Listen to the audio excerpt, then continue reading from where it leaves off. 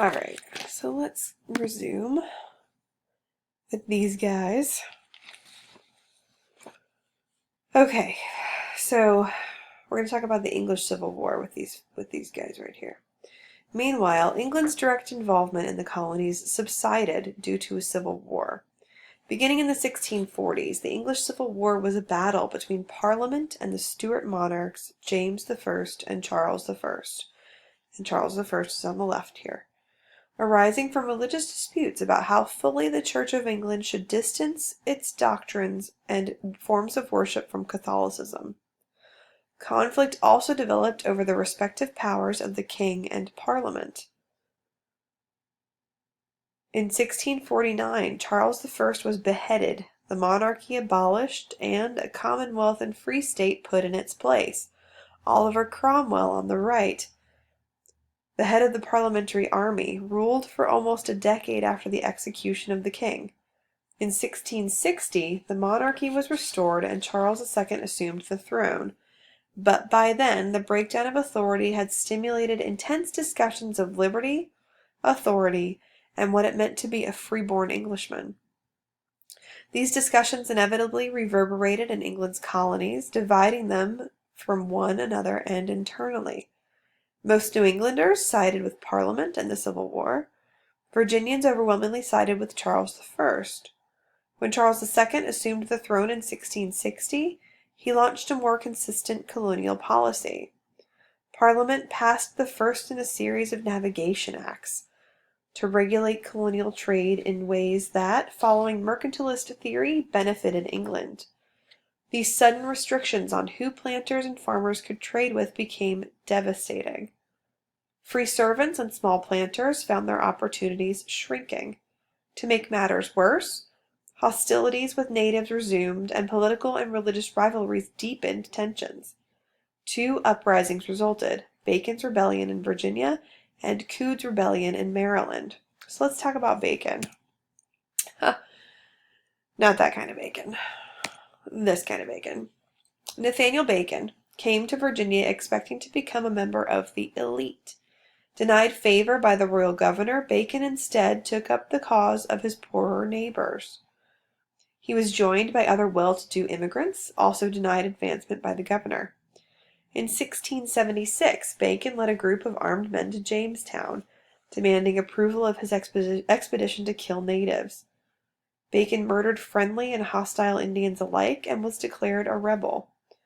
The two groups of colonists, Bacon's men and those loyal to the governor, fought each other, and Bacon destroyed Jamestown. His rebellion ended after his death, and you also should have read, or should be getting ready to read, the document on Bacon's rebellion for this week as well. Similar unrest occurred in Maryland, where John Coode, former member of the Assembly, led an army in the capture of the proprietary governor. They journeyed to England with their grievances. Coode received a sympathetic hearing, and the Calvert's charter was revoked until 1715, by which time the family had converted to Catholicism, or from Catholicism to Protestantism.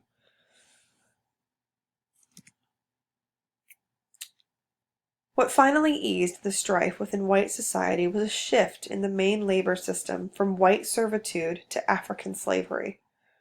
As slavery became more cost-effective, the growing presence of imported Africans unified whites of all classes and religions.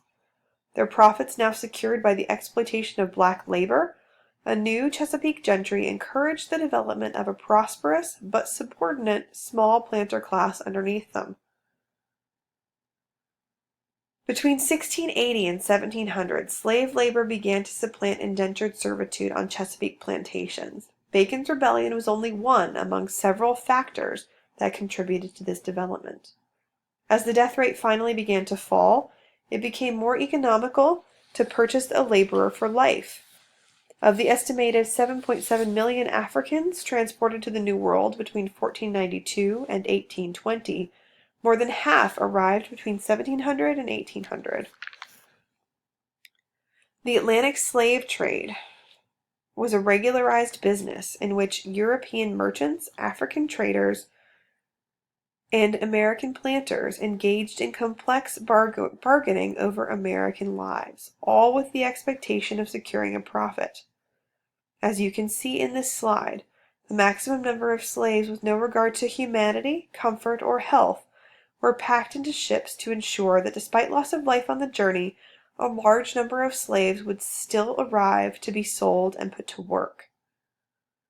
The slave trade was a vital part of world commerce. Every European empire in the New World utilized slave labor and battled for control of this lucrative trade. In the British Empire of the 18th century, free laborers working for wages were atypical and slavery was the norm. Slave plantations contributed mightily to English economic development. The first mass consumer goods in international trade were produced by slaves: sugar, rice, coffee, and tobacco. The rising demand for these products fueled the rapid growth of the Atlantic slave trade.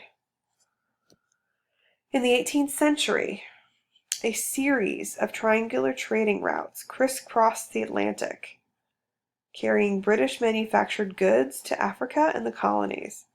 Colonial products including tobacco, indigo, sugar, and rice to Europe, and slaves from Africa to the New World.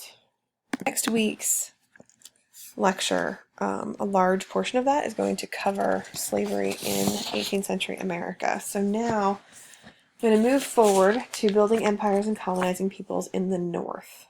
This is Quebec. We're going to talk about French colonization. The first of Spain's major European rivals to embark on New World explorations was France. The French initially aimed to find gold and to locate a Northwest Passage, a sea route connecting the Atlantic to the Pacific. But the hopes of the early French explorers were soon disappointed, and North America came to seem a little more than a barrier to be crossed, not a promising site for settlement or exploitation. During the 16th century, French efforts to establish settlements in Newfoundland and Nova Scotia failed, beset by native resistance and inadequate planning and financing. Not until the 17th century would France, along with England and the Netherlands, establish permanent settlements in North America. More than 80% of migrants were men. Apart from nuns, fewer than 1,800 women, compared with 12,000 men, emigrated to French Canada in the 17th century. And during the entire colonial period, only about 250 complete families did so. By 1700, the number of white inhabitants had only risen to 19,000. The French government feared that a significant immigration would undermine the nation's role as a European great power and might compromise its effort to establish trade and good relations with the Indians. Unfavorable reports of America circulated widely in France. Canada was depicted as brutally cold and full of savage Indians.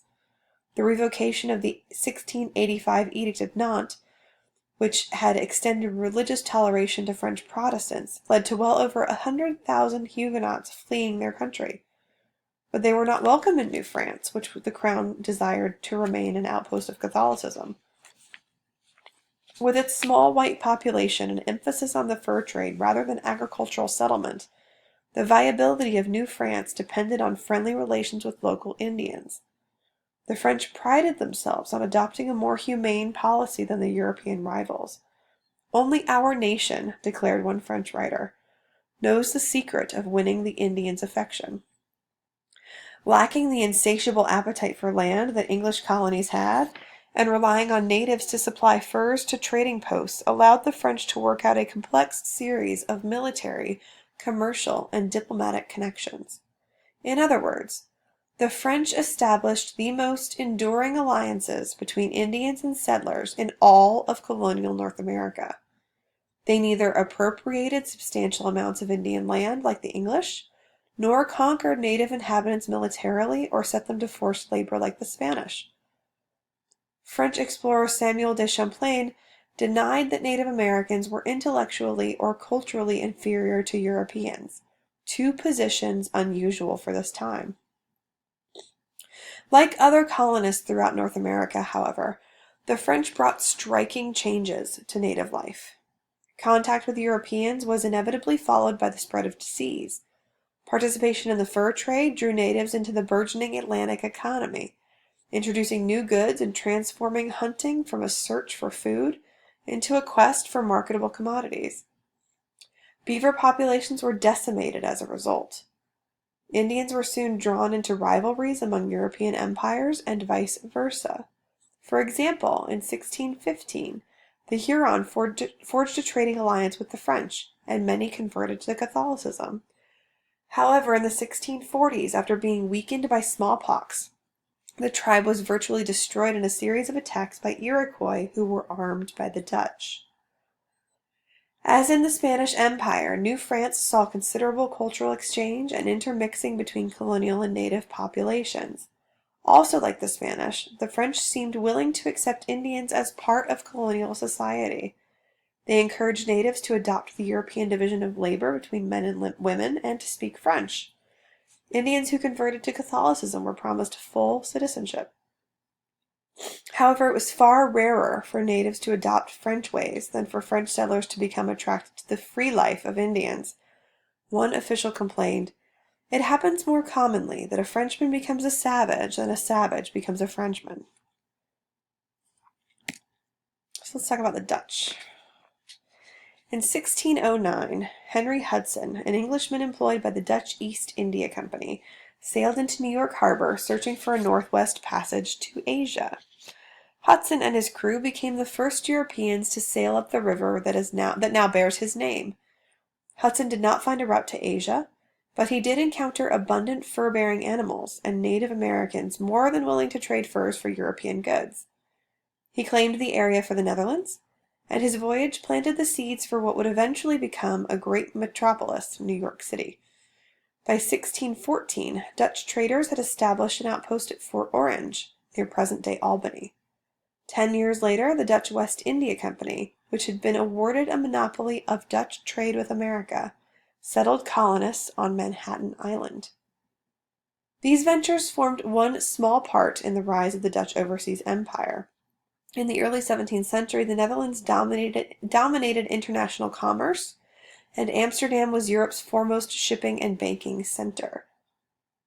The small nation had entered a golden age of rapidly accumulating wealth and stunning achievements in painting, philosophy, and the sciences. The Dutch invented the joint stock company, a way of pooling financial resources and sharing the risk of maritime voyages, which proved central to the development of modern capitalism.